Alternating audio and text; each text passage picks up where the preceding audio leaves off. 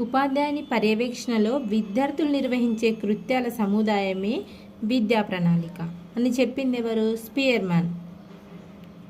విద్యార్థి యొక్క భౌతిక, భావోద్రేక, సాంఘిక, ఆధ్యాత్మిక, నైతిక విలువల అభివృద్ధికి పాఠశాల లోపల వెలుపల వివిధ అనుభవాలను కల్పించేదే విద్యా ప్రణాళిక అని చెప్పింది క్రో అండ్ క్రో.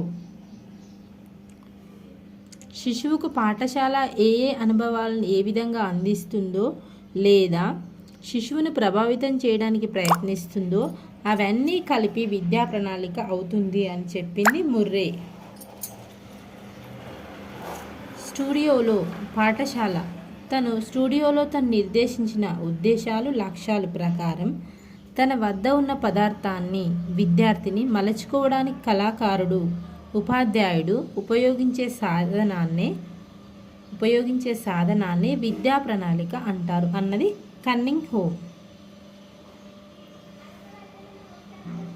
ఉపాధ్యాయుని పర్యవేక్షణలో విద్యార్థులు నిర్వహించే కృత్యాల సముదాయమే విద్యా ప్రణాళిక అన్నది స్పియర్మన్.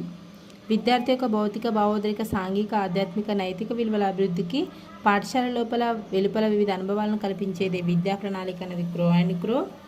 శిశువుకు పాఠశాల ఏ అనుభవాలను ఏ విధంగా అందిస్తుందో లేదా శిశువును ప్రభావితం చేయడానికి ప్రయత్నిస్తుందో అవన్నీ కలిపి విద్యా ప్రణాళిక అవుతుందని ముర్రే.